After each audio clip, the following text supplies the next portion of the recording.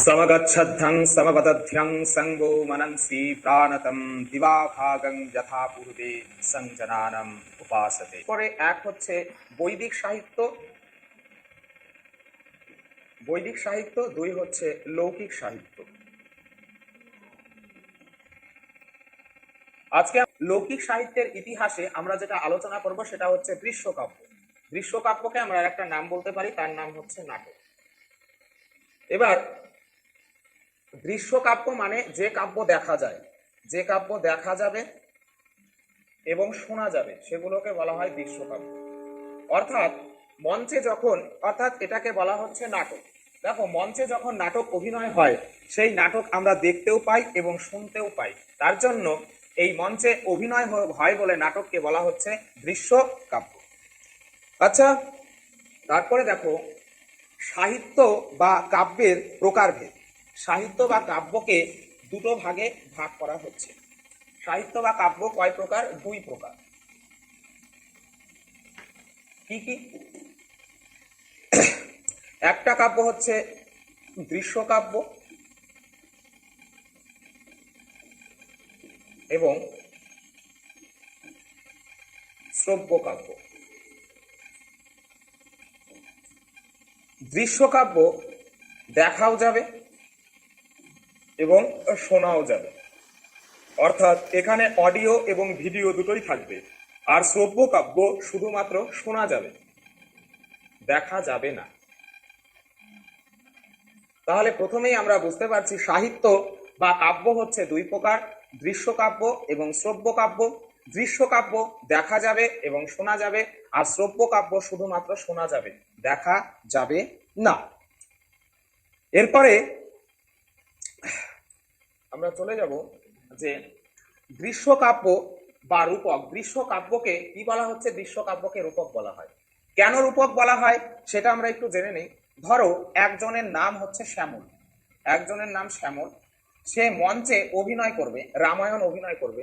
তো রামায়ণ অভিনয় করতে গেলে এই শ্যামল রামের অভিনয় করবে, রামের অভিনয় করবে।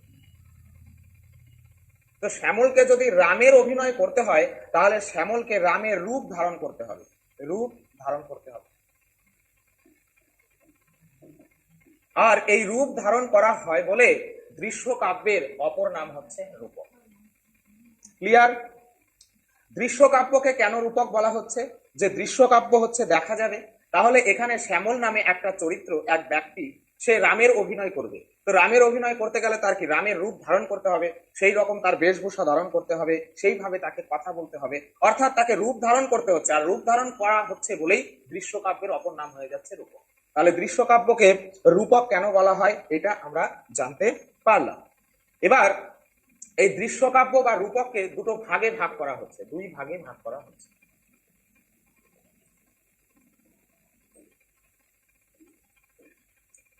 সেই ভাগ দুটো কি? একটা হচ্ছে রূপক, অপরটি হচ্ছে উপরূপক। এই প্রশ্নগুলো কিন্তু স্বভাবতই হয়ে থাকে যে রূপক কত প্রকার? রূপক হচ্ছে 10 প্রকার, আর উপরূপক হচ্ছে আমাদের 18 প্রকার।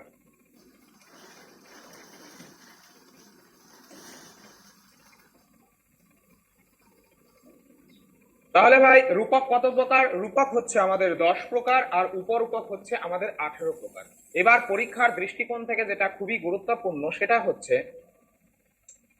আচ্ছা, 10 প্রকার রূপক। এই রূপক যে আমরা জানছি রূপক কত প্রকার? রূপক হচ্ছে 10 প্রকার। এই 10 প্রকার রূপক থেকে একটা প্রশ্ন আসে, সেটা আমি বলছি। আগে আমরা 10 প্রকার রূপকের নামগুলো জেনে নেব, যে 10 প্রকার রূপক গুলো কি কি। সেগুলো হচ্ছে নাটক, প্রকরণ, ভান, ব্যয়ক, সমাবকার,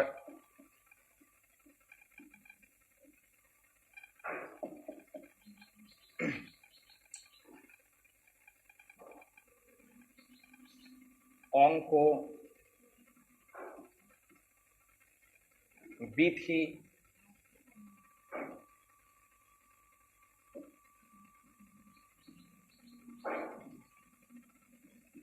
নাটক, প্রকরণ, ভান, ব্যয়, সমবকার, অঙ্ক, বিথি, ইহা মৃগ, ডিম এবং প্রহসন।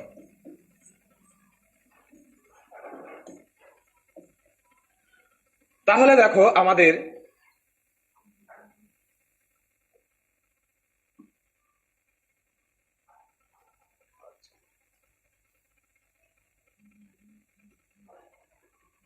রূপক 10 প্রকার, সেগুলো কি? এক, আমরা বলতে পারি এগুলো কিন্তু আমাদের একদম মনে রাখতেই হবে, এখান থেকে কোশ্চিন হবেই হবে, এখান থেকে কিন্তু কোশ্চিন হয় যে কোনটা কোন শ্রেণীর নাটক, কোনটা প্রকরণ, কোনটা ভাট, বা তোমাকে এরকম একটা অপশন দিয়ে দিবে যে এখানে কোনটি রূপক, সেখানে কিছু উপরূপক দেবে এবং রূপক দেবে।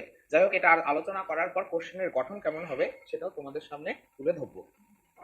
আচ্ছা, তাহলে না রূপক হচ্ছে 10 প্রকার। কি কি? দেখো, নাটক, প্রকরণ, ভান, ব্যয়, সমাবকার, অঙ্ক, বিথি, ইহামৃগ, ডিম এবং প্রহসন। এই হচ্ছে আমাদের 10 প্রকার রূপক। এই রূপকের নামগুলো কিন্তু তোমরা অবশ্যই অবশ্যই অবশ্যই মনে রাখবে। এবার এই প্রত্যেক নাটকের উদাহরণ, প্রত্যেকটার একটা করে উদাহরণ নেব। যেমন নাটকের উদাহরণ আমরা বলতে পারি অভিজ্ঞান শকুন্তলম। নাটকের উদাহরণ অভিজ্ঞান শকুন্তলম।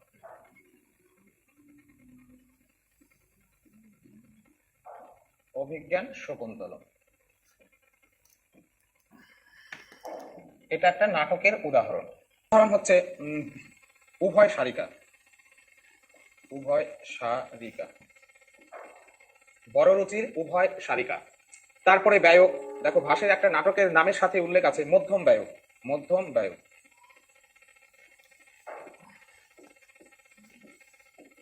এখানে দেখো এই ব্যয়কটা একদম ব্যয়ক শব্দের সাথে মিলেই যাচ্ছে। তাহলে ব্যয়কের একটা উদাহরণ হচ্ছে মধ্যম ব্যয়ক। এবার সমাবকার, ভাষের সমাবকার রয়েছে, যেমন হচ্ছে পঞ্চরাত্র।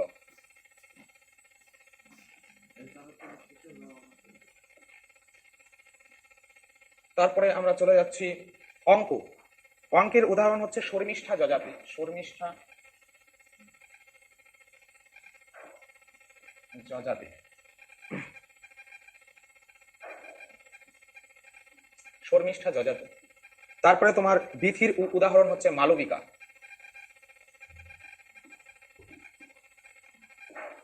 তারপরে আমাদের ইহামিগ রয়েছে কুসুম শিখর বিজয়। কুসুম শিখর বিজয়। ডিমের উদাহরণ ত্রিপুর দাহ।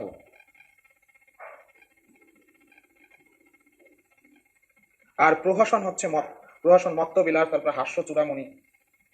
হাস্য চূড়া।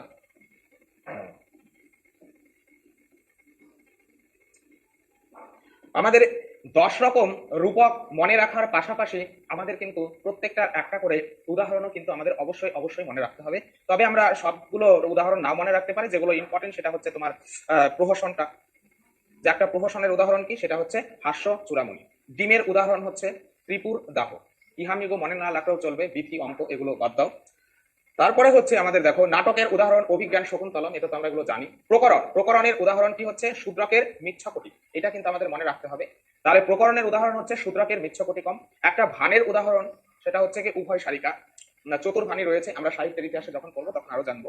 4টা ভান নিয়ে গঠিত, তাদেরকে বলা হচ্ছে চতুর্ভানি। আর ব্যয়কের একটা উদাহরণ হচ্ছে আসতে পারে ভাষের একটা ব্যয়ক শ্রেণীর নাটকের নাম বলো। কোশ্চেন হতে পারে যে ভাষের একটি ব্যয়ক শ্রেণীর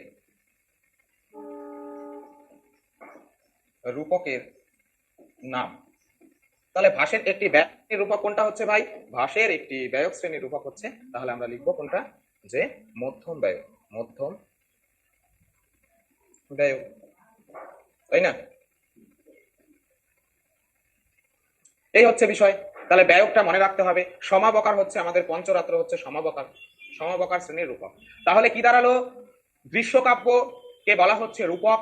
রূপককে দুটো ভাগে ভাগ করা হয়, সেটা কি রূপক এবং উপরূপক। রূপক হচ্ছে 10 প্রকার: নাটক, প্রকরণ, ভান, ব্যয়ক, সমবকার, অঙ্ক, বিথি, ডিম, প্রহসন। তো এইভাবে আমাদের 10 প্রকার রূপক রয়েছে, তার মধ্যে প্রত্যেকটা রূপকের একটা করে উদাহরণ জানবো। এবার এগুলোরও কিছু বৈশিষ্ট্য আছে, যে কোন বিষয় কোন দৃষ্টিকোণ থেকে নাটক বলা হচ্ছে, যেই দৃশ্যকাব্যগুলোকে নাটক বলা হচ্ছে তার কিছু বিশেষ বৈশিষ্ট্য আছে, প্রকরণেরও কিছু বিশেষ বৈশিষ্ট্য আছে, প্রত্যেকগুলোর কিন্তু বিশেষ কিছু বৈশিষ্ট্য আছে। যখন আমাদের প্রসঙ্গ আসবে সেই প্রসঙ্গগুলো তোমাদের সামনে তুলে ধরা হবে। তো এই হচ্ছে আমাদের 10 প্রকার রূপক। এবার আমরা দেখব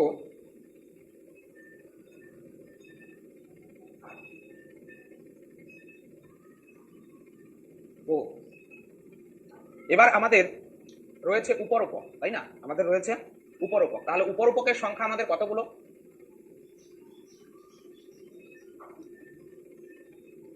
উপরূপক হচ্ছে আমাদের 18 প্রকার। 18 প্রকার। শুধু এইটুকু মনে রাখবে, 18 প্রকার উপরূপক এইভাবে পরীক্ষায় আসবে না। আমাদের শুধু জানতে হবে উপরূপক হচ্ছে কত প্রকার। উপরূপক হচ্ছে আমাদের 18 প্রকার। আর সেখানে এরকমও কোশ্চেন আসতে পারে যে 4টা অপশন দিয়ে দিল, তার মধ্যে বললো যে কোনটি রূপক। তো সেই ক্ষেত্রে আমাদের কিন্তু দেখা যাচ্ছে যে উপরূপক যে 18 প্রকার সেখান থেকে কিন্তু কোশ্চেন হয় না। তবে এই বিষয়টা আমাদের মনে রাখতে হবে যে উপরূপকের সংখ্যা তোমার দাঁড়াচ্ছে 18টি আর রূপকের সংখ্যা হচ্ছে 10টি। আচ্ছা,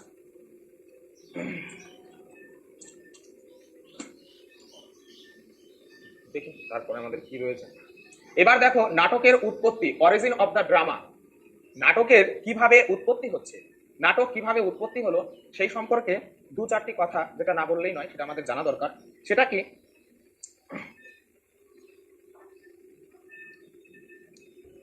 ভরতমুনি একজন মুনি ছিল, নাট্যশাস্ত্রের প্রণেতা। ভরতমুনি ভরতমুনি যে বইটি লিখেছেন, ভরতমুনির বইটির নাম হচ্ছে নাট্যশাস্ত্র। নাট্যশাস্ত্র নাট্যশাস্ত্র এই বইটা কি প্রাচীনতম প্রাচীনতম নাট্য শাস্ত্র? এই প্রশ্নটাও একাধিকবার আসে যে নাট্যশাস্ত্রের প্রণেতাকে। তাহলে নাট্যশাস্ত্রের প্রণেতা হচ্ছে আমাদের ভরতমুনি। ভরতমুনি এই নাট্যশাস্ত্র বইটি লেখেন। এই বইটিতে আমাদের 36টি অধ্যায় রয়েছে। নাট্যশাস্ত্রে কতগুলো অধ্যায় রয়েছে? 36টি অধ্যায় রয়েছে। আর এই নাট্যশাস্ত্র হচ্ছে নাট্য জগতের সর্বাধিক প্রাচীনতম গ্রন্থ নাট্যশাস্ত্র। এই নাট্যশাস্ত্রে উল্লেখ রয়েছে, কি উল্লেখ রয়েছে? নাট্যশাস্ত্রে উল্লেখ রয়েছে, সেখানে বলা হয়েছে যে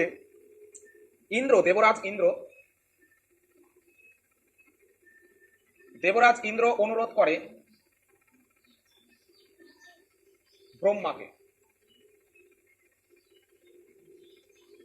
দেবরাজ ইন্দ্র ব্রহ্মাকে অনুরোধ করছে নাটক রচনার জন্য। তখন ইন্দ্রের আবেদনে ব্রহ্মা সাড়া দিয়ে নাট্যবেদ রচনা করেন। নাট্যবেদ রচনা করেন। এবার এই নাট্যবেদের অপর নাম হচ্ছে পঞ্চম বেদ। পঞ্চম বেদ। এখানে স্বভাবতই আমাদের একটা প্রশ্ন মনের মধ্যে তৈরি হয় যে বেদ হচ্ছে 4টি, চতুর্বেদ হয়, তাহলে পঞ্চম বেদ কোনটা? তাহলে পঞ্চম বেদই এখান থেকে প্রশ্ন হতে পারে। নাট্যবেদকেই বলা হচ্ছে পঞ্চম বেদ, অর্থাৎ দৃশ্যকাব্য বা নাটককে পঞ্চম বেদ বলা হয়েছে। কার মতে? ব্রহ্মার মতে। তাহলে নাট্যবেদ কে রচনা করেন? ব্রহ্মা রচনা করেন। কার অনুরোধে রচনা করেন? ইন্দ্রের অনুরোধে রচনা করেন। এবার এই পঞ্চম বেদ বা নাট্যবেদ কিভাবে রচনা হলো তার কিছু কাহিনী রয়েছে। তো সেই কাহিনীগুলো আমরা জানবো। কি,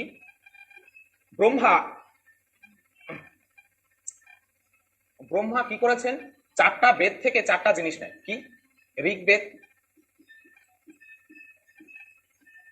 সামবেদ, যজুর্বেদ, অথর্ববেদ। ঋগ্বেদ থেকে ব্রহ্মা নেন সংলাপ। সংলাপকে আমরা বলতে পারি কাহিনী। সামবেদ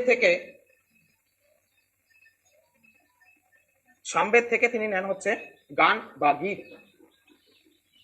যজুর্বেদ থেকে নেন অভিনয়। অথর্ববেদ থেকে নিয়েছেন রস ও অনুভূতি।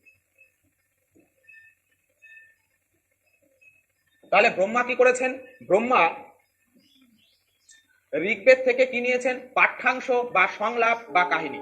পাঠ্যাংশ বা সংলাপ বা কাহিনী। নাটক রচনার জন্য ব্রহ্মা ঋগ্বেদ থেকে নিয়েছে সংলাপ, কাহিনী বা পাঠ্যাংশ। সামবেদ থেকে নিয়েছে গীত বা গান বা সঙ্গীত বলতে পারি। যজুর্বেদ থেকে তিনি কি নিয়েছেন? যজুর্বেদ থেকে নিয়েছেন অভিনয়। আর অথর্ববেদ থেকে তিনি নিয়েছেন রস ও অনুভূতি। তাহলে ব্রহ্মা 4টা বেদ থেকে 4 ধরনের জিনিস সংগ্রহ করে পঞ্চম বেদ রূপে নাট্যবেদ সৃষ্টি করেন।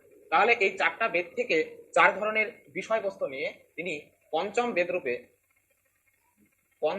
রূপে নাট্যবেদ সৃষ্টি করেন। এই বিষয়টা পরীক্ষার দৃষ্টিকোণ থেকে ভ্যারি ভ্যারি ইম্পর্টেন্ট, যে নাটক রচনার ক্ষেত্রে ব্রহ্মা কোন বেদ থেকে কোনগুলো বিষয় নিয়েছেন।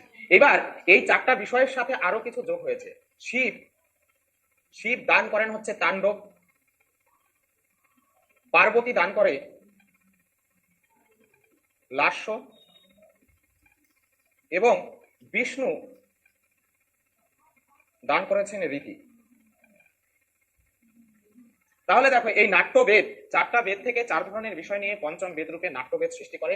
আর এই নাট্যবেদের সাথে কি সংযোগ হয়েছে? শিবের তাণ্ডব নৃত্য, পার্বতীর লাস্য এবং বিষ্ণুর রীতি। এইভাবে আমাদের পঞ্চম বেদ রূপে আনন্দ দান করার জন্য এই নাট্যবেদ সৃষ্টি হয়েছিল। তো এটাই হচ্ছে আমাদের নাটকের উৎপত্তি সম্পর্কে ঐশ্বরিক মতবাদ। এইরকম একাধিক অনেক মতবাদ রয়েছে, যার মধ্যে এই বিষয়গুলো সর্বাধিক গুরুত্বপূর্ণ। এখান থেকে কোশ্চিন আমাদের হয়েছে এবং ভবিষ্যতে পরীক্ষায় এখান থেকে কিন্তু কোশ্চিন হবেই হবে। এবার আমরা জেনে নেব এর পাশাপাশি যে প্রাচীনতম নাটক হচ্ছে লক্ষ্মী স্বয়ম্বর।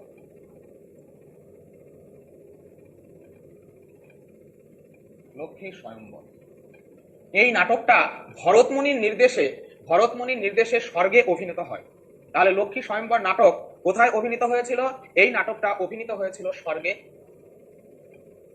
আর কার নির্দেশে? ভরতমুনির নির্দেশে। যাই হোক, আমাদের এখান থেকে একটা প্রশ্ন হতেই পারে যে প্রাচীনতম নাটকের নাম কি? তাহলে প্রাচীনতম নাটকের নাম হচ্ছে লক্ষ্মী স্বয়ম্বর, যেটা স্বর্গে অভিনয় হয়েছিল আর এই ভরতমুনির নির্দেশে।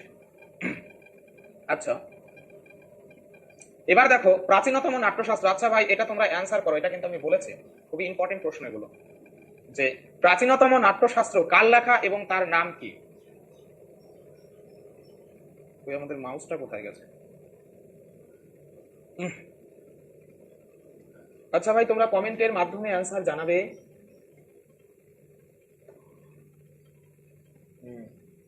আচ্ছা, ইন্দ্রাণী মন্ডল তুমি বলছো ভরতের নাট্যশাস্ত্র। একদম ভাই, সঠিক কথা বলেছ। তাহলে প্রাচীনতম নাট্যশাস্ত্রের নাম কি? তার নাম হচ্ছে ভরতমুনির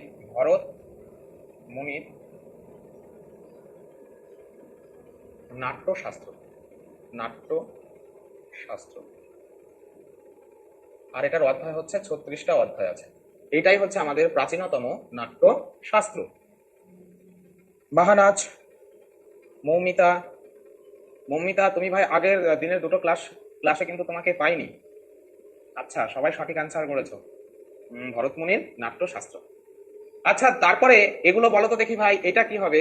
যে নাট্যশাস্ত্রের নির্মাতা, নাট্যশালা নির্মাণ। নাট্যশালা, দেখো শালা কথার অর্থ হচ্ছে স্থান। শালা মানে কিন্তু সহধর্মিনীর ভাই নয়। আমরা যে কথাটা বলি যে সহধর্মিনীর ভাই হচ্ছে শালা, কিন্তু শালা কথার অর্থ স্থান। যেমন আমরা যদি বলি গোশালা, তাহলে হচ্ছে গরু বাঁধার স্থান। অশ্বশালা মানে ঘোড়া বাঁধার স্থান। তো নাট্যশালা মানে নাটক যেখানে অভিনয় করা হবে সেই স্থান, অর্থাৎ নাটকের মঞ্চ। আমরা বলতে পারি নাট্যশালার আরেকটা নাম বলতে পারি হচ্ছে মঞ্চ।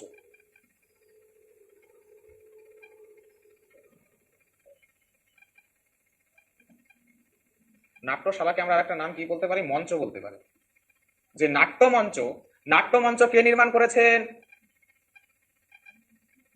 তো ক্লাসের ডেট ও টাইম নিয়ে প্রবলেম হচ্ছে। সেটাই ভাই, আমারও তো প্রবলেম হচ্ছে ক্লাসের টাইম নিয়ে। রাত্রে আর ক্লাস করা যাচ্ছে না। সাধারণত তোমাদের শুক্রবারে এই সময়টাই বেছে নেওয়া হয়েছে ক্লাসের জন্য। তাহলে এই নাট্যশালা কে নির্মাণ করেছেন? আরো জানা থাকলে বলবে। নাট্যশালা বা নাট্যমঞ্চ নির্মাণ করেছিলেন কে?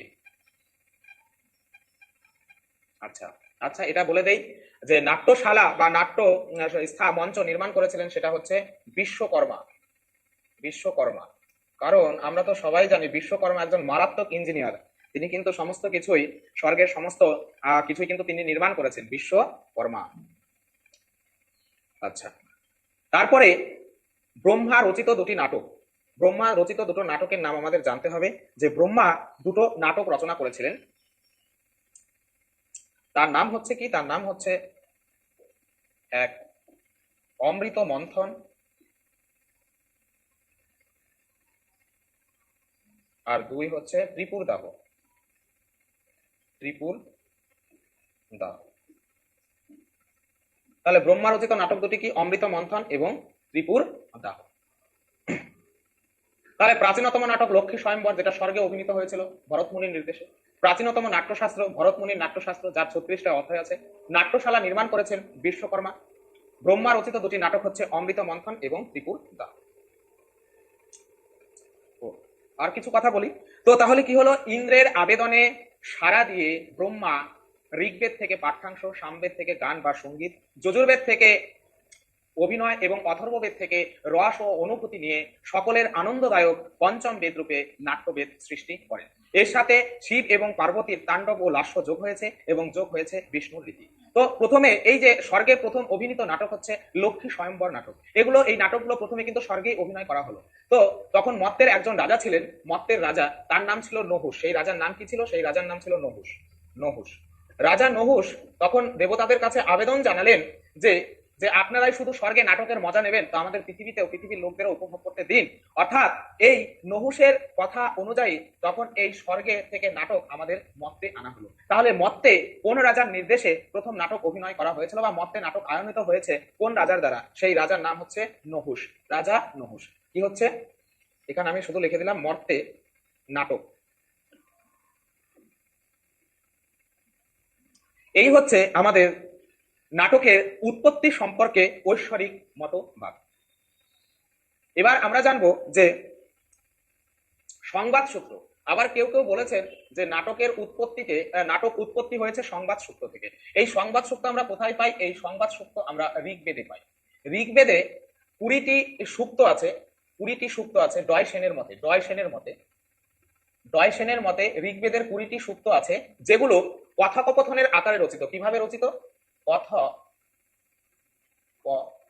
কথনের আকারে রচিত।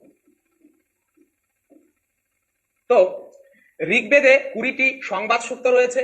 এই 20টি সংবাদ সূক্ত, 20টা এই সংখ্যাটা বলেছে কে? ডয় সেন বলেছে যে ঋগ্বেদে 20টি সংবাদ সূক্ত রয়েছে। আর এই সংবাদ সূক্তগুলো হচ্ছে কথোপকথনের আকারে রচিত। যেমন সরমা পনি সংবাদ, জমজমি সংবাদ, পুরুরবা উর্বশী সংবাদ, এগুলো কিন্তু সংবাদ সূক্ত বলে। যেগুলো যখন আমরা বৈদিক সাহিত্যের ইতিহাস আলোচনা করব তখন এই বিষয়গুলো আরো বিস্তারিতভাবে বলবো। তো সেই সংবাদ সূক্তগুলো কথোপকথনের আকারে রচিত, আর সেখান থেকেই নাকি নাটকের উৎপত্তি হয়েছে, এই মত ধরা হয়। এবার এই মতের সমর্থককে, এই মতের সমর্থক হচ্ছে তোমার ম্যাক্স মুলার,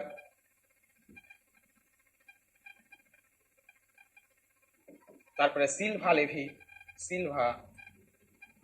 লেভি, এগুলো হচ্ছে তারা এই মতকে স্বীকার করেন। তারপরে ম্যাকডোনেলও আছে, ম্যাকডোনেল। তাহলে ম্যাক্স মুলার, সিলভা লেভি এবং ম্যাকডোনেল এই পণ্ডিত প্রবরদের মতে ঋগ্বেদের সংবাদ সূত্র থেকে নাটকের উৎপত্তি হয়েছে। এবার পুতুল নাচ। পুতুল নাচের কথা বলেছেন অধ্যাপক পিশেল। এটা একটু ভালো করে মনে রাখবে যে নাটকের উৎপত্তির কথা বলেছে পিশেল, বলেছে পুতুল নাচ থেকে নাকি নাটকের উৎপত্তি হয়েছে। তার যুক্তি কি রয়েছে? যে এই পুতুল নাচ, তোমরা যদি পুতুল নাচ দেখে থাকো দেখবে যে একজন সুতো ধরে পুতুলগুলোকে নাচিয়ে বিভিন্ন অভিনয় দেখায় এবং সে বিভিন্ন স্বর করতে পারে। বাচ্চার স্বর, বুড়ো মানুষের স্বর, যুবক মানুষের স্বর, মেয়ের স্বর, ছেলের স্বর, একজন কিন্তু এগুলো করতে পারে এবং সেই কিন্তু দড়ি ধরে বা সুতো ধরে পুতুলগুলোকে নাচায়। তো এই যে এই কাজটা করে তাকে বলা হয় সূত্রধার। তাকে বলে সূত্রধার। সূত্রং ধরতি য স সূত্রধার উপপাদ তৎপুরুষ সমাস। তো এই সূত্রাধর এই কথাটা কিন্তু সংস্কৃত নাটকেও এই সূত্রাধর কথার প্রয়োগ দেখা যায়, সংস্কৃত নাটকে প্রয়োগ দেখা যায়। তো যেমন ধরো অভিজ্ঞান শকুন্তলম নাটকে আমরা প্রথমেই দেখে যে মন্ত্রে সূত্রাধার প্রবেশ করেছে। তো এই সিমিলারিটি এর সাথে সাদৃশ্য হেতু বা মিল হেতু যে পুতুল নাচে যেহেতু সূত্রাধার রয়েছে, তাহলে আমাদের সংস্কৃত নাটকেও সূত্রাধর থাকে, যাকে নাটকের ডিরেক্টরও বলা যেতে পারে। তাহলে সেই সাদৃশ্যবশত অধ্যাপক পিশেল বলেছে যে পুতুল নাচ থেকেই নাকি নাটকের উৎপত্তি হয়েছে। তাহলে আমাদের নাটকের উৎপত্তি পুতুল নাচ থেকে হয়েছে, এই কথা কে বলেছেন? এই কথা বলেছেন অধ্যাপক পিশেল মহাশয়। তারপরে আমরা জানবো শ্রাদ্ধাদি অনুষ্ঠান। শ্রাদ্ধাদি অনুষ্ঠানের কথা বলেছেন ডক্টর ওয়ে, রিস ওয়ে। ডক্টর রিজ ওয়ে বলেন যে মৃত পুরুষের, মানুষ যখন মারা যায় তখন তাকে শ্রদ্ধা জানানোর জন্য একটা মহা সমারোহে একটা আয়োজন করা হয়, যেটাকে শ্রাদ্ধাদি অনুষ্ঠান বলা হয়, এবং সেই অনুষ্ঠানে বিভিন্ন ধরনের উপকরণ জিনিস লাগে। তো সেইখান থেকেই নাকি আমাদের নাটকের উৎপত্তি, সংস্কৃত নাটকের উৎপত্তি হয়েছে। এই মত কে বলেছেন? Doctor Ridgeway. আমরা শুধু এটুকু মনে রাখলেই হবে যে শ্রাদ্ধাদি অনুষ্ঠান থেকে সংস্কৃত নাটকের উৎপত্তি হয়েছে। এই মত কার মত? এটা হচ্ছে ডক্টর রিজওয়ের মত। তারপরে আমরা জানবো হচ্ছে ছায়া নাটক। ছায়া নাটকের আর একটা নাম হচ্ছে মূকাভিনয়। মূকাভিনয়।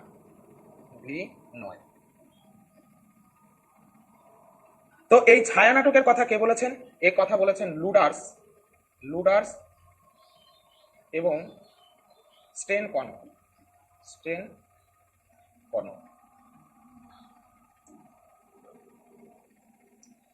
লুডার্স এবং স্টেনকন এদের মতে নাটকের উৎপত্তি হয়েছে কোথা থেকে?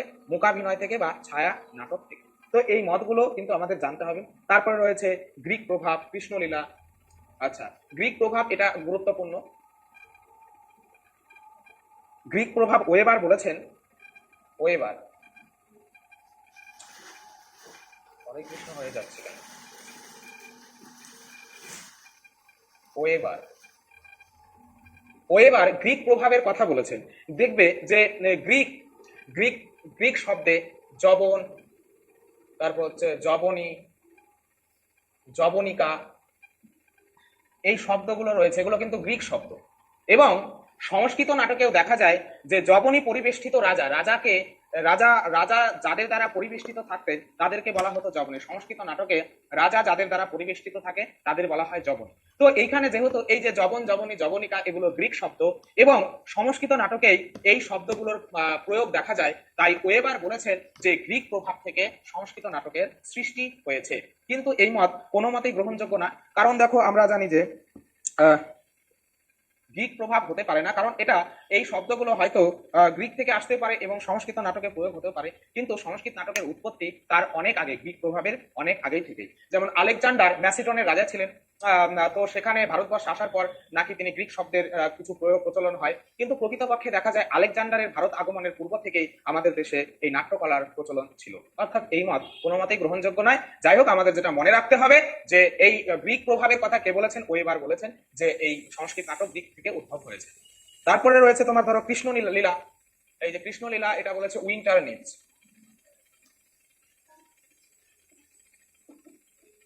উইন্টার নিটস, উইন্টার নিটসের মতে কৃষ্ণলীলা থেকে, কৃষ্ণলীলা যেমন কৃষ্ণলীলা কোন বলে যে রাস, রাধা কৃষ্ণের রাস, তো সেখান থেকে নাকি এই নাটকের উৎপত্তি হয়েছে।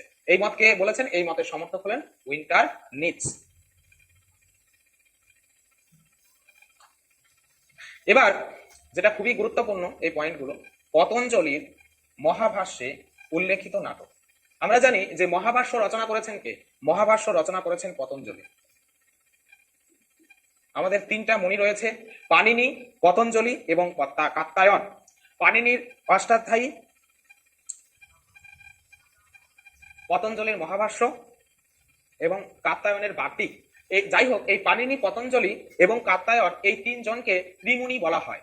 তো এই পতঞ্জলি কি রচনা করেছিলেন? মহাভাষ্য রচনা করেছিলেন। আর সেই মহাভাষ্যে দুটো নাটকের উল্লেখ রয়েছে। কি নাটক? সেটা হচ্ছে খুবই ইম্পর্টেন্ট, বলিবন্ধ না কংসবধ অমৃত মন্থন। এখানে তো ছিল, হ্যাঁ, কংসবধ, কংসবধ এবং অমৃত মন্থন। এই নাটকগুলো কিন্তু আমরা হাতে পাইনি, এগুলো শুধুমাত্র মহাভাষ্যে আমরা এই নাটকগুলোর নাম জানি, সেটা হচ্ছে কংসবধ এবং অমৃত মন্থন। তবে কোশ্চেনটা কিন্তু খুবই গুরুত্বপূর্ণ। পতঞ্জলির মহাভাষ্যে উল্লেখিত নাটক, দুটো নাটক পাওয়া যায়, একটা হচ্ছে কংসবধ, অপরটি হচ্ছে অমৃত মন্থন। আচ্ছা মৌমিতা বলছো 8 AM ক্লাস করুন। আচ্ছা ভাই, তোমার কথাটা মনে থাকবে, দেখি সেটা যদি সম্ভবপর হয় তাহলে অবশ্যই করা হবে।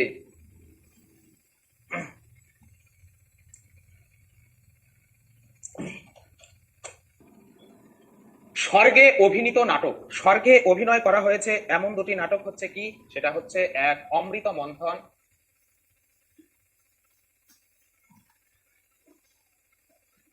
আর হচ্ছে ত্রিপুর দাহ।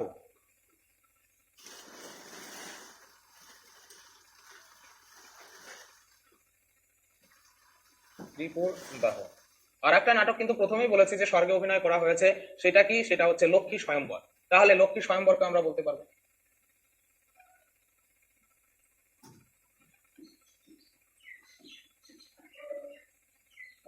তাহলে এই নাটকগুলো কিন্তু স্বর্গে অভিনয় করা হয়েছে, অমৃত মন্থন, ত্রিপুর দাহ এবং লক্ষ্মী স্বয়ম্বর। তো এই ছিল নাটকের উৎপত্তি সম্পর্কে কিছু প্রাচীনতম মতবাদ। আচ্ছা তাহলে বিষয়টা আমরা এখানে আরেকবার ঝালাই করে নেব।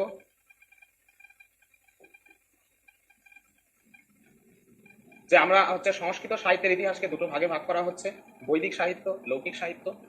লৌকিক সাহিত্যের মধ্যে পড়ছে অনেক কিছু আছে, দৃশ্যকাব্য আছে, মহাকাব্য আছে, গদ্যকাব্য আছে, চম্পু কাব্য আছে, তারপরে তোমার ঐতিহাসিক কাব্য আছে, কথা কাব্য আছে। তার মধ্যে আমরা যেটা আলোচনা করছি সেটা হচ্ছে দৃশ্য কাব্য। দৃশ্য কাব্য হচ্ছে যে কাব্যকে দেখা যাবে এবং শোনা যাবে তাকে দৃশ্য কাব্য বলা হয়। এবার সাহিত্য বা কাব্যকে দুটো ভাগে ভাগ করা হচ্ছে, একটা কাব্য দেখা শোনা যায় সেটাকে দৃশ্য কাব্য বলে, আর একটা কাব্য শুধুমাত্র শোনা যাবে কিন্তু দেখা যাবে না সেটাকে শ্রব্য কাব্য বলে। এবার এই দৃশ্য কাব্যকে রূপক বলা হয়, কারণ দৃশ্য কাব্যে কারো রূপ ধরে অভিনয় করতে হয় বলে দৃশ্য কাব্যের অপর নাম হচ্ছে রূপক। এটাকে দুটা ভাগে ভাগ করা হচ্ছে দৃশ্য কাব্যকে, একটা হচ্ছে রূপক আর একটা উপরূপক। রূপকের সংখ্যা হচ্ছে আমাদের 10 প্রকার আর উপরূপকের সংখ্যা আমাদের 18 প্রকার।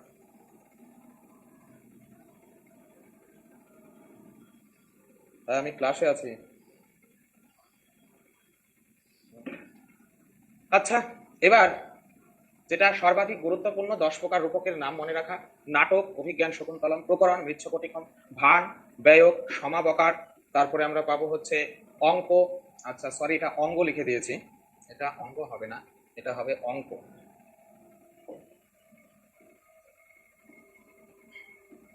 অঙ্ক, শর্মিষ্ঠা যজাতি, বিথি, ইহামিগ, ডিম এবং প্রহসন। এই হচ্ছে আমাদের 10 প্রকার রূপক। আর হচ্ছে উপরূপকের সংখ্যা আমরা 18 প্রকার, এটা জানবো। নাটকের উৎপত্তি, কিভাবে নাটকের উৎপত্তি রয়েছে। ঐশ্বরিক মতবাদ, ঐশ্বরিক মতবাদে কি রয়েছে। ভরতমুনি একটা বই লিখেছেন যেই বইটার নাম হচ্ছে নাট্যশাস্ত্র।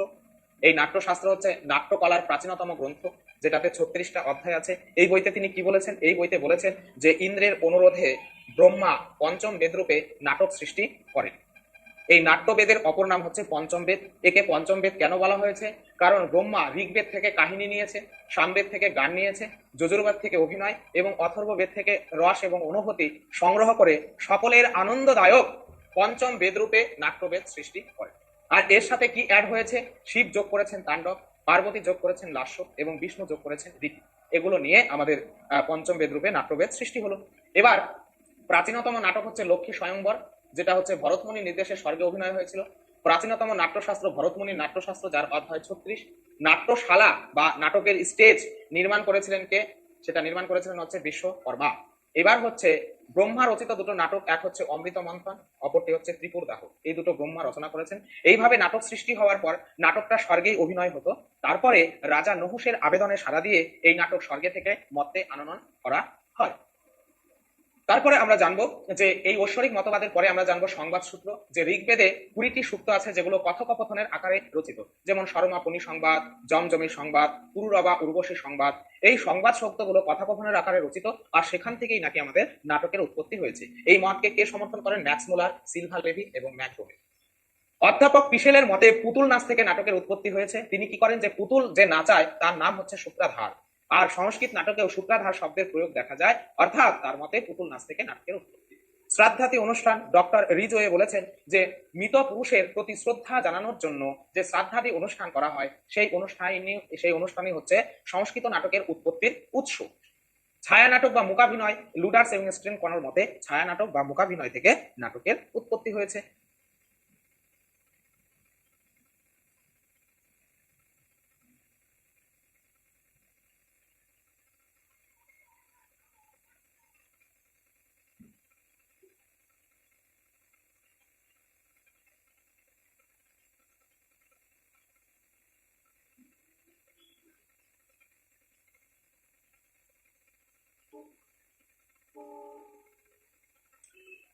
তো গ্রিক শব্দে এগুলো রয়েছে, তো সেখান থেকে সংস্কৃত নাটকেও রাজাকে যে পরিবেষ্টিত করে রাখতো, জবনী দ্বারা রাজা পরিবেষ্টিত হয়ে থাকতো সংস্কৃতের নাটকে দেখা যায়। তো সেইখান থেকে বলা হয়েছে যে ওয়েবার বলেছে যে গ্রিক প্রভাব থেকেই সংস্কৃত নাটকের উৎপত্তি হয়েছে। কৃষ্ণলীলাকে নাটকের উৎস বলেছেন উইন্টার নিটস।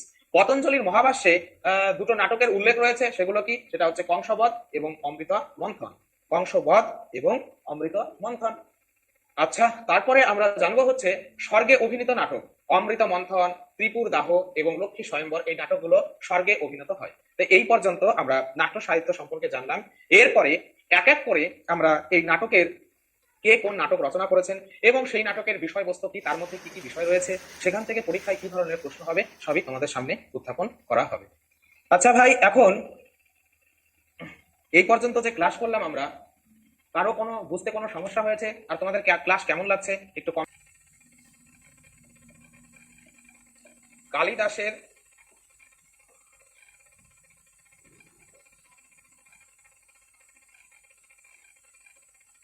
পূর্ববর্তী কবি আর হচ্ছে কালিদাসের পরবর্তী কবি।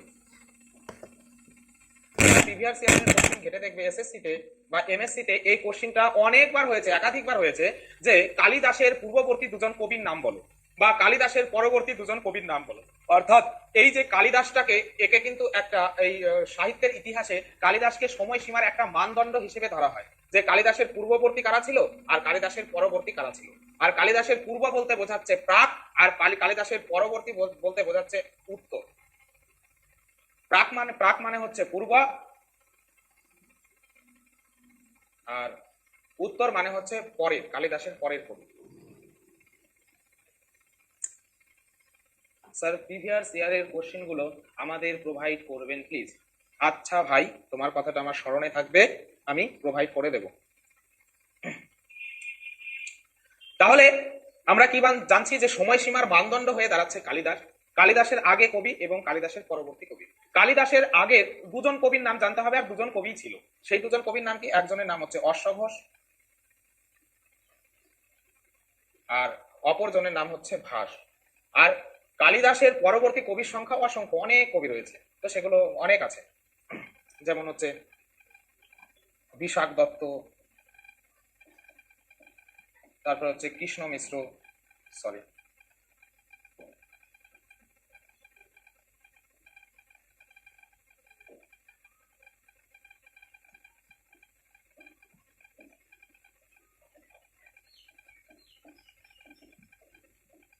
আমি দুজনের নাম লিখলাম, অনেক আছে, রাজশেখর, শ্রীহর্ষ, ভবভূতি। তো যাই হোক, তো এই কালিদাসের পূর্ববর্তী কবি আমরা দুজনই পাবো, এক হচ্ছে অশ্বঘোষ, হচ্ছে ভাস। আজকে আমরা অশ্বঘোষ নিয়ে আলোচনা করব। অশ্বঘোষ সম্পর্কে আমরা কিছু তথ্য আমরা আরোহণ করব। অশ্বঘোষ সম্পর্কে আমরা দেখি কি রয়েছে। তাহলে আমরা জানবো আজকে অশ্বঘোষ। অশ্বঘোষ কোন সময়ের ছিলেন? অশ্বঘোষের যখন অশ্বঘোষ ছিলেন তখন কিন্তু কুষাণ রাজ কনিষ্কের সমসাময়িক। অশ্বঘোষ কখন আবির্ভূত হয়েছিলেন? কনিষ্কের সময় আবির্ভূত হয়েছিলেন। আর যেটা কনিষ্কের সময়কাল, সেই সময়কালটা কত? সেটা হচ্ছে খ্রিস্টীয় প্রথম শতক। তাহলে অশ্বঘোষের সময় আমাদের জানতে হবে যে তিনি হচ্ছে কনিষ্কের সমসাময়িক ছিলেন, কনিষ্কের সাময়িক ছিলেন। অর্থাৎ আর এই কনিষ্কর যে সময় ছিল সেটা ছিল খ্রিস্টীয় প্রথম শতক। অর্থাৎ অশ্বঘোষের আবির্ভাব কাল খ্রিস্টীয় প্রথম শতক। আচ্ছা, তিনি তার বাসস্থান ছিল সাকেত। তার বাসস্থান ছিল কোথায়? সাকেত। এই সাকেতের কিন্তু সাকেতের নাম হচ্ছে অযোধ্যা। সাকেতের নাম অযোধ্যা, আমাদের শ্রীরামচন্দ্রের জন্মভূমি অযোধ্যা। কিন্তু এই অযোধ্যাটা যার নাম ছিল সেটা কি? সেটা আমরা জানি ত্রেতা যুগে। ত্রেতা যুগে অযোধ্যা বা রামায়ণে রয়েছে, রামায়ণে অযোধ্যার নাম রয়েছে। কিন্তু আমাদের এই সাকেত, এই অযোধ্যার নাম কি হয়? সাকেত হয়। এটা কোন যুগে? এটা হচ্ছে আমাদের বৌদ্ধ যুগে। বৌদ্ধ যুগে সাকেত নামটা হয় বৌদ্ধ যুগে। এই কথাটার দ্বারা, এই অযোধ্যার নাম যে সাকেত, এই কথাটার দ্বারা কিন্তু রামায়ণের একটা কাল বের করা যায়, একটা যুক্তি দিয়ে কাল বের করা যায় যে অযোধ্যা ছিল রামায়ণের আমলে অযোধ্যার নাম ছিল, কিন্তু পরবর্তীতে যখন বৌদ্ধ গ্রন্থে দেখা যায় সেই নামটা পরিবর্তন হয়ে সাকেত হয়েছে এই অযোধ্যাটা। তাহলে আমাদের অশ্বঘোষের বাসস্থান কোথায়? অশ্বঘোষের বাসস্থান হচ্ছে সাকেত। আচ্ছা, অশ্ব ঘোষের মাতার নাম ছিল সুবর্ণাক্ষী। সুবর্ণাক্ষী। অশ্বঘোষের মায়ের নাম কি? সুবর্ণাক্ষী। জাতীয় ধর্ম, অশ্বঘোষের জাতীয় ধর্ম। অশ্বঘোষের জাতি ছিল ব্রাহ্মণ। তিনি ব্রাহ্মণ ঘরে জন্মগ্রহণ করেছিলেন, ব্রাহ্মণ সন্তান ছিলেন। এবার তার ধর্মের ক্ষেত্রে দুটো দিক পাবো, যে প্রথমে তিনি শৈব ধর্মে বিশ্বাসী ছিলেন। কোন ধর্মে বিশ্বাসী ছিলেন? শৈব ধর্মে। শৈব ধর্মে বিশ্বাসী ছিলেন। পরবর্তীতে কিন্তু তিনি বৌদ্ধ ধর্ম গ্রহণ করেন। বৌদ্ধ ধর্ম। তাহলে অশ্বঘোষের জাতীয় ধর্ম সম্পর্কে কি জানলাম? তিনি জাতিতে ছিলেন ব্রাহ্মণ, আর তার ধর্ম ছিল, তিনি হচ্ছে শৈব ছিলেন, শিবের উপাসক। কিন্তু পরবর্তীতে তিনি বৌদ্ধ ধর্মে দীক্ষা গ্রহণ করেছিলেন। এই হচ্ছে অশ্বঘোষের ধর্ম, জাতি ও ধর্ম। আচ্ছা, তারপরে দেখি আর কি রয়েছে। উপাধি। অশ্বঘোষ কি কি উপাধি গ্রহণ করেছেন? Very very important. এটা এসএসসি পরীক্ষায় একাধিকবার এখান থেকে কোশ্চিন হয়েছে যে অশ্বঘোষের উপাধিগুলো কি কি। অশ্বঘোষের উপাধি হচ্ছে আচার্য,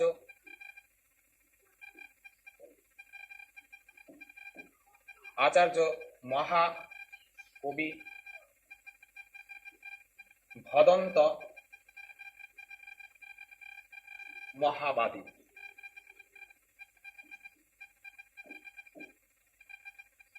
আচার্য, মহাকবি, ভদন্ত, মহাবাদী, এই হচ্ছে অশ্বঘোষের উপাধি। এই কথাগুলো কিন্তু খুবই গুরুত্বপূর্ণ পরীক্ষার দৃষ্টিকোণ থেকে, এগুলো কিন্তু আসে ভাই, এগুলো পরীক্ষায় আসে যে অশ্বঘোষের উপাধি কি? আচার্য, মহাকবি, ভদন্ত এবং মহাবাদী। এই চারটা হচ্ছে অশ্বঘোষের উপাধি, আচার্য, মহাকবি, ভদন্ত, মহাবাদী। রচনা বলি, অশ্বঘোষ কি কি গ্রন্থ রচনা করেছে? অশ্বঘোষ মহাকাব্য রচনা করেছে দুটি, সেগুলো কি? একটা হচ্ছে বুদ্ধচরিত, আর একটা হচ্ছে সুন্দরনন্দ।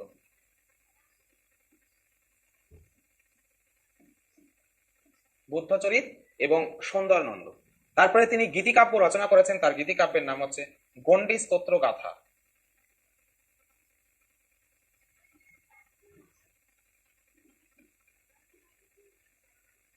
তাহলে অশ্বঘোষ দুটো মহাকাব্য লিখেছে, বুদ্ধচরিত এবং সুন্দরনন্দ, আর তার যেটা গীতিকাব্য তার নাম হচ্ছে গণ্ডস্তোত্র গাথা। এই গণ্ডস্তোত্র গাথাতে গণ্ডি নামক বাদ্যযন্ত্রের উল্লেখ রয়েছে। যাই হোক, যখন আমরা আবার গীতিকাব্য মহাকাব্য পড়ব তখন সেগুলো সম্পর্কে তোমাদের বিস্তারিত আলোচনা করা হবে। আমাদের যেটা আলোচনা হচ্ছে সেটা দৃশ্যকাব্য। এবার দৃশ্যকাব্য, সে কোন দৃশ্যকাব্য রচনা করেছেন? সেই দৃশ্যকাব্যের নাম হচ্ছে সারিপুত্র প্রকরণ। সারিপুত্র প্রকরণ। সারিপুত্র প্রকরণ। এই সারিপুত্র প্রকরণ হচ্ছে, এর আবার অন্য নাম আছে সারদতী পুত্র প্রকরণ। যাই হোক, আর তার নামে কিছু প্রচলিত গ্রন্থ রয়েছে, যেমন বলতে পারো সেই গ্রন্থগুলোর নাম হচ্ছে বজ্রসূচি, বজ্রসূচি,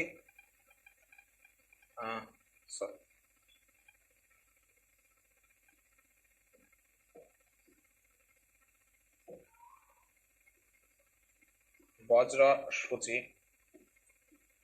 তারপর হচ্ছে সূত্রালঙ্কার, সূত্রালঙ্কার, মহাযান শ্রদ্ধত পাদসূত্র, মহাযান শ্রদ্ধত পাদসূত্র, আর একটা যেটা খুব ভালোভাবে মনে রাখবে সেটা হচ্ছে ত্রিদণ্ডমালা। ত্রিদণ্ডমালা। তারপরে আরো তার রয়েছে, তবে বজ্রসচ্চি, সূত্রালঙ্কার, মহাযান, শ্রদ্ধত, পাদসূত্র, ত্রিদণ্ডমালা এগুলো হচ্ছে অশ্বঘোষের নামে প্রচলিত কিছু গ্রন্থ। তবে এই গ্রন্থ অশ্বঘোষের কিনা সেই নিয়ে বিতর্ক রয়েছে।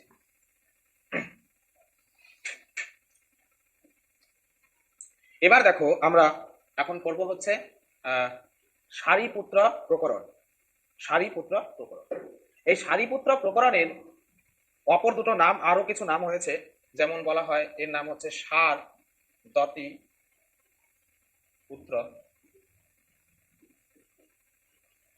প্রকরণ। তারপরে তোমার আরো নাম রয়েছে, বলে সারস্বতী পুত্র প্রকরণ, সারস্বতী পুত্র প্রকরণ। আবার আর একটা নাম বলা হয়, তার নাম হচ্ছে সারদতী ও সারদতী পুত্র প্রকরণ, সারস্বতী পুত্র প্রকরণ। আবার বলা হয় সারি পুত্র প্রকরণ। এই প্রশ্নটা এসএসসি তে একবার এসেছিল, সারিপুত্র প্রকরণের অপর নাম কি, একবার এসেছিল। তাহলে এটা আমাদের জানতে হবে যে সারিপুত্র প্রকরণের অপর নাম হচ্ছে সারদতী পুত্র প্রকরণ বা সারস্বতী পুত্র প্রকরণ বা সারিপুত্র প্রকরণ। এবার শ্রেণী, আমরা জানি রূপক কয় প্রকার, রূপক হচ্ছে 10 প্রকার। তাহলে এটা কোন শ্রেণীর মধ্যে পড়ে, এটা কোন শ্রেণীর মধ্যে পড়বে, নাটক না প্রকরণ না ভান না ব্যয়?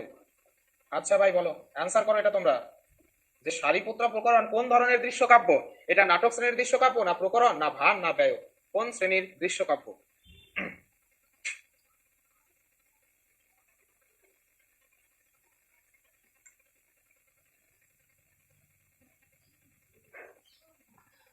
বি, তনুশ্রী বলছো বি।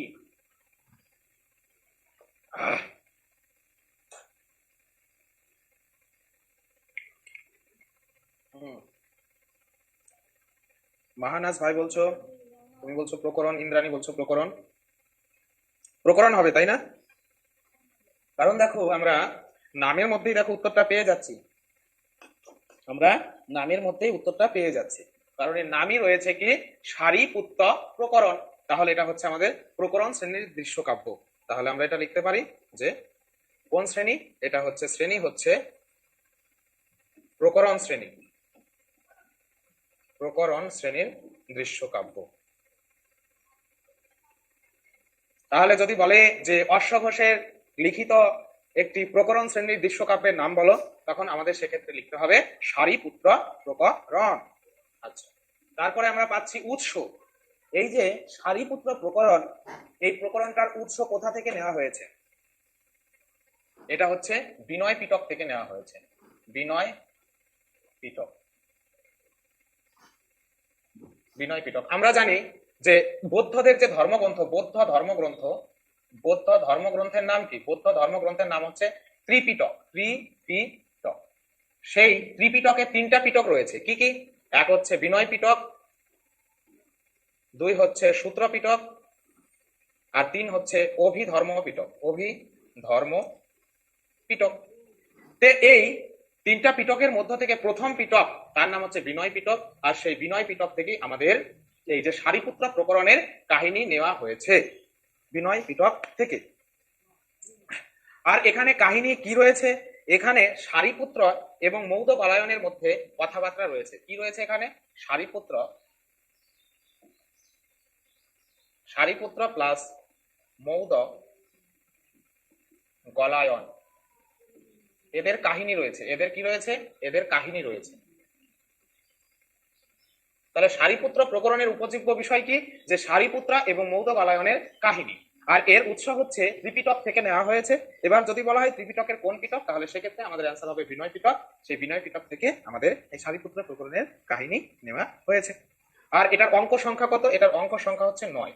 এটার অঙ্ক সংখ্যা কত? 9। সারিপুত্র প্রকরণের অঙ্ক সংখ্যা 9। এই অঙ্ক সংখ্যাগুলো কিন্তু ভালোভাবে মনে রাখতে হবে। এবার সব থেকে গুরুত্বপূর্ণ বিষয় যেটা, এটা একদম একটা ইউনিক বিষয়, যে সারিপুত্র প্রকরণের এটা রস হচ্ছে শান্ত রস। রস কি রস? রসটা হচ্ছে শান্ত রস। এটা কেন এই ধরনের কথা বলা হলো? কারণ হচ্ছে সবসময় এই যে শান্ত রস, এই শান্ত রসটা কিন্তু মহাকাব্যে থাকে।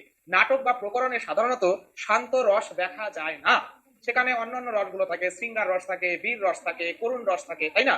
কিন্তু আমরা শান্ত রস কিন্তু পাই না নাটকের ক্ষেত্রে বা প্রকরণের ক্ষেত্রে। তাহলে এটা একটা ব্যতিক্রমী বিষয় যে আমরা সারিপুত্র প্রকরণের মধ্যে কি পাচ্ছি?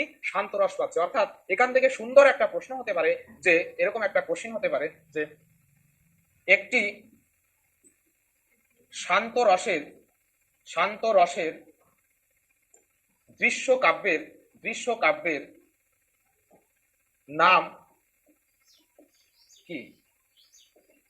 এই ধরনের কোশ্চেন হলে কিন্তু একটা সুন্দর লেভেলের কোশ্চেন বলা যেতে পারে। তো শান্ত রসে সাধারণত আমরা জানি যে নাটক, প্রকরণ, তারপরে এগুলো হচ্ছে কি কি রসের হয়? সেটা হচ্ছে শৃঙ্গার রস থাকতে পারে, বীর রস থাকতে পারে, করুণ রস থাকতে পারে, কিন্তু শান্ত রস কিন্তু থাকে না। তাহলে সেখানে একটা ব্যতিক্রমী বিষয় যে সারিপুত্র প্রকরণ কিন্তু শান্ত রসের নাটক। হ্যাঁ, শান্ত রসের প্রকরণ। আচ্ছা, এবার এখানে আরো কিছু কথা না বললেই নয়, যে এই আর কিছু আচ্ছা, এবার এখানে দেখো সারিপুত্র প্রকরণের আবিষ্কারকটা বলা হয়নি। আবিষ্কারক আবিষ্কারককে আবিষ্কারক হচ্ছে লুডার্স। আবিষ্কারক হচ্ছে লুডার্স। কোথা থেকে আবিষ্কার করেন? মধ্য এশিয়া থেকে। মধ্য এশিয়ার কোথায়? মধ্য এশিয়ার তুরফান অঞ্চল। মধ্য এশিয়ার তুরফান অঞ্চল থেকে কিন্তু এই লুডার্স সারিপুত্র প্রকরণ এই নাটকটি আবিষ্কার করেন। আচ্ছা, এটা সালটা কি? এটা সালটা হচ্ছে তোমার 1911 খ্রিস্টাব্দে। 1911 খ্রিস্টাব্দে আবিষ্কার করেন। তাহলে আবিষ্কারক হচ্ছে লুডার্স, মধ্য এশিয়ার তুরফান অঞ্চল থেকে 1911 সালে এই সারিপুত্র প্রকরণ, এই প্রকরণটি আবিষ্কার করেন। আর এটা তিনি কিভাবে আবিষ্কার করেন? সেটা হচ্ছে তুখরীয় লিপি থেকে। তুখরীয় লিপি, যেটা একটা ভূর্জপত্র ছিল। কি ছিল? ভূর্জপত্র। ভূর্জ বানামে সম্ভবত দীর্ঘকার হবে।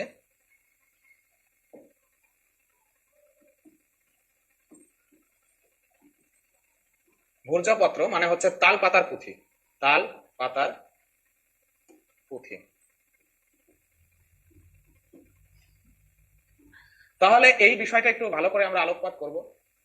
লুডার্স মধ্য এশিয়ার তুরফান অঞ্চল থেকে 1911 খ্রিস্টাব্দে তুখরীয় লিপি, যেটা একটা ভূর্জপত্র ছিল, অর্থাৎ তালপাতার পুঁথি, সেখানে কিন্তু এই তালপাতার পুঁথিতে এই সারিপুত্র প্রকরণের যে পাণ্ডুলিপি সেটা তিনি আবিষ্কার করেছিলেন।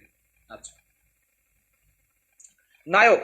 সারিপুত্র প্রকরণের নায়ক হচ্ছে সারিপুত্র, অর্থাৎ নায়কের নাম অনুসারে এই প্রকরণটির নামকরণ করা হয়েছে, সারিপুত্র।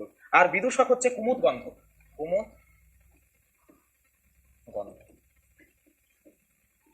বাস, তাহলে আমরা এই বিষয়গুলো জানলাম।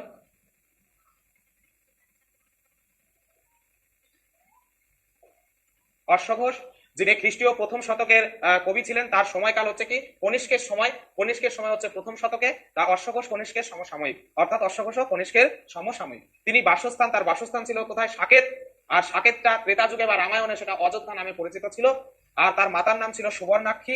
তিনি জাতিতে ব্রাহ্মণ ছিলেন। পরে তিনি তার ধর্ম ছিল, তিনি শৈব ছিলেন, এবং পরবর্তীকালে তিনি বৌদ্ধ ধর্ম গ্রহণ করেন। তারপরে হচ্ছে তার উপাধি, যেটা ভ্যারি ভ্যারি ইম্পর্টেন্ট, পরীক্ষা এখানে একাধিকবার এসেছে, আচার্য, মহাকবি, ভদন্ত, মহাবাদী। তিনি রচনা করেছেন সব ধরনের জিনিসই রচনা করেছেন। দুটো মহাকাব্য রচনা করেছেন, বুদ্ধচরিত, সুন্দরনন্দ, একটা গীতিকাব্য রচনা করেছেন, গণ্ডি স্তোত্র গাথা, সেখানে গণ্ডি নামক বাদ্যযন্ত্রের উল্লেখ রয়েছে।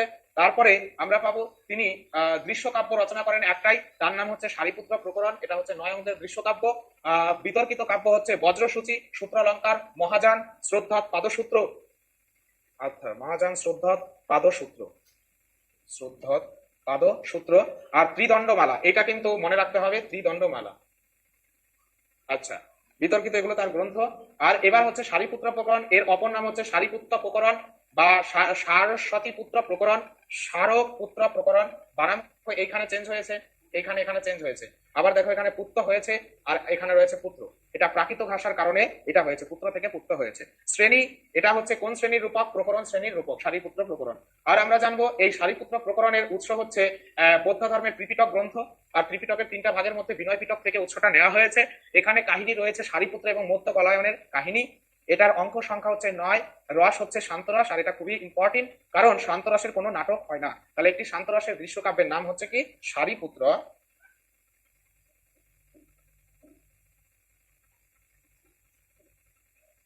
প্রকরণ। আবিষ্কারক লুডার্স মধ্য এশিয়ার তুরফান অঞ্চল থেকে 1911 খ্রিস্টাব্দে তুখরীয় লিপি, যেটা তালপাতার ভূর্জপত্র ছিল, সেখান থেকে সারিপুত্র প্রকরণের পাণ্ডুলিপি আবিষ্কার করে। আর সারিপুত্র প্রকরণের নায়ক হচ্ছে সারিপুত্র, বিদূষকের নাম হচ্ছে কুমুদ গন্ধ।